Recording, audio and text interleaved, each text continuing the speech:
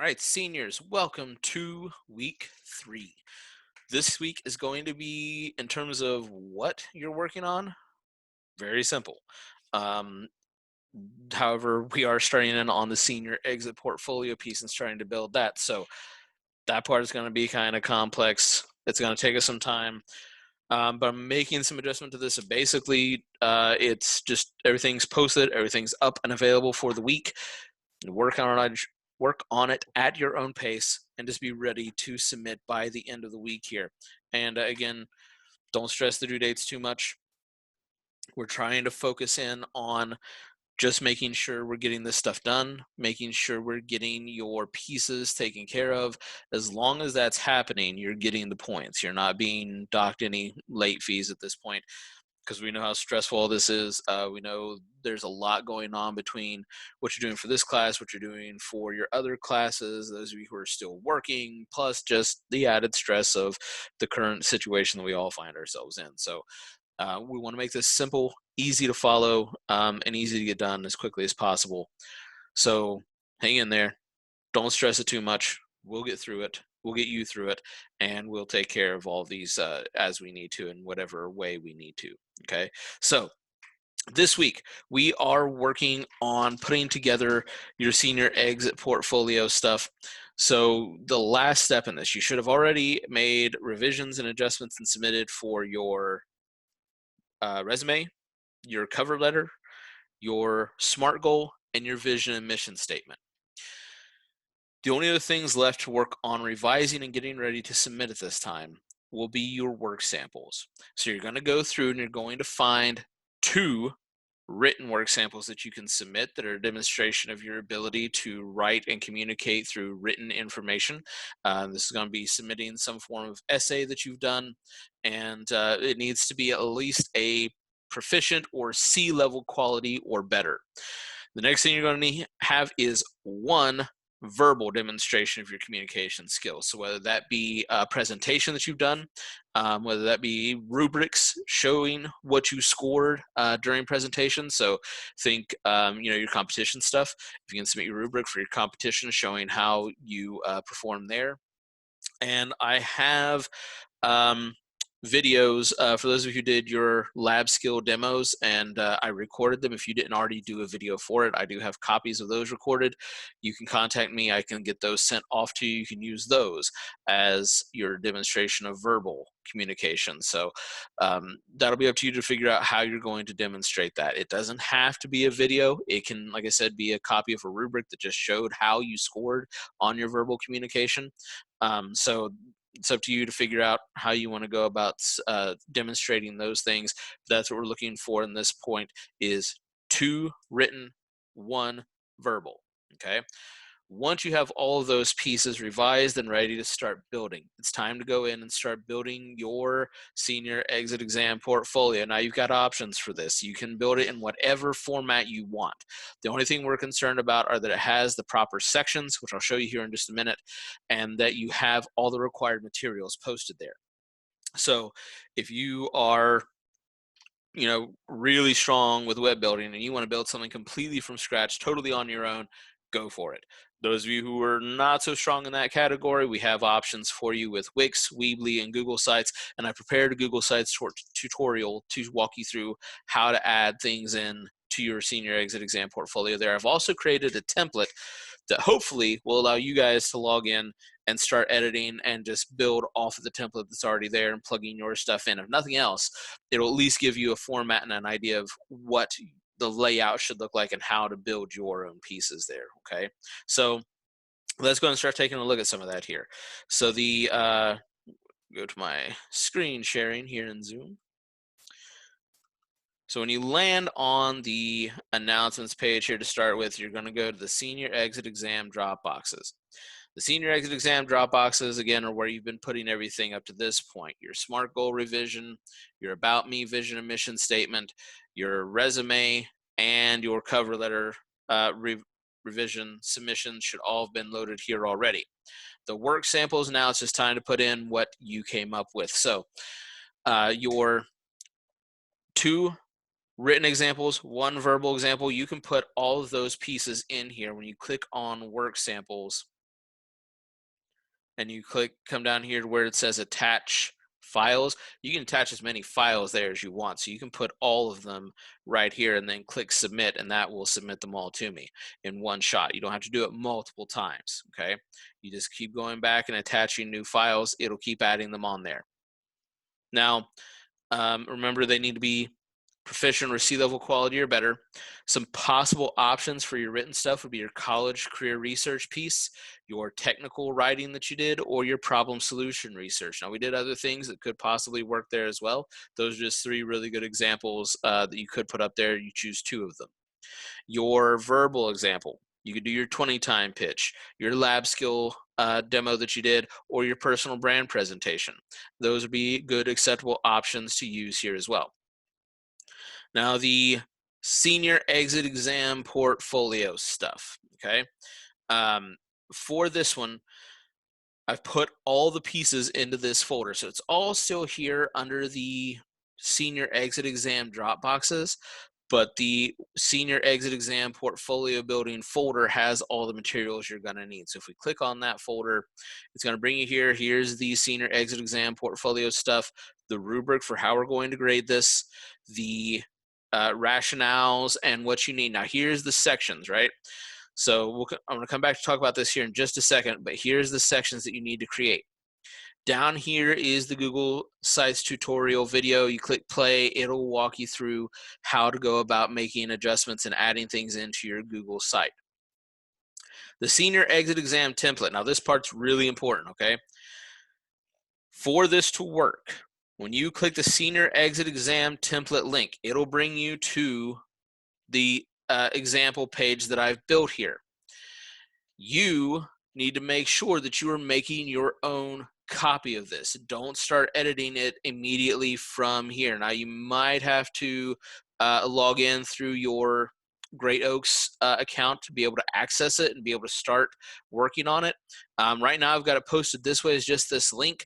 We're going to see if this works or not. If this doesn't work this way, then I will see about personally inviting people who want to use that template to be able to go in and edit it. And we'll talk about how to do that then, if that's the route you want to take. If you want this template available to you and you can't get to it by clicking the link here, shoot me an email, let me know. I will upload or I'll send you a personal invitation to the document itself, so that way I know you can get to it. But I figure we give this a try first, see how many of you can actually get access to it here, or how many of you even want to use this template. Down here in the portfolio building options, though, you will have access to send you to Google Sites, Weebly, and Wix. Now, you'll have to create accounts for Weebly and Wix because those are ones we don't have. It's not through Google like we have your Great Oaks Google account that you can use, but they are free and you can build pretty easily. They're very user-friendly, much like the Google Sites one. Google Sites is just my personal favorite. It's the one that I'm the most familiar with, so it's what I've made most of the stuff from. But feel free to check out Weebly and Wix and see if those work for you any better if you're not liking Google Sites, okay? So then when we go back here, so remember, you can build this however you want. You don't have to use Wix or Weebly or Google Sites. If you got something else that works for you, or if you're really good at building your own web pages, feel free to build this on your own using whatever format you want. The primary thing we want to focus on here is that you've got your About Me section, where you're listing your personal mission and vision statements. You've got your SMART goals with your action plan for how you're going to be accomplishing those. And then so that's the required part. Everything up here in this field is what's required, has to be there. These other things down here, you can put them in if you want. They're nice additions, but not required, okay? Can help to enhance, build you out better, make you look like a stronger candidate, but they are not necessary in order to get a even an A really in your writing here, okay, or in your portfolio piece. Now, the next section is you have the About Me, where you kind of introduce yourself, let them get to know a bit about you. Your professional documents, this would be your resume and cover letter, examples of professional written communication, so your Friday wrap-ups, follow-up letters that you've done, if you've built newsletters for yourself, and also listing and putting up copies of your certifications. Now, We were going to have this being done at school, and you guys would have access to a scanner. So if you cannot actually copy your certifications and post them here, just list them. Just create a list of what certifications you have and put them in a bulleted list or something, and we'll just take it from that. Okay. And then evidence of skills, your work samples, minimum of 2 written and 1 verbal. You can have more than that. In fact, putting more than that at again, they have to be C level quality, proficient level quality, or better to even get a passing score on the portfolio. If you want anything above a C on the portfolio, you need to make sure that your work quality is a B or better. Okay. As long as you have that in there, then you can get up to an A. And just 2 written, 1 verbal having will get you at that, again, that kind of C level. If you want above that, you need to make sure you're adding in more examples, better demonstrate yourself. Okay. So not required to have that, in order to get the best, the a passing grade. But if you want to get, at a more advanced grade, you want to provide more demonstrations of what you're capable of. Okay.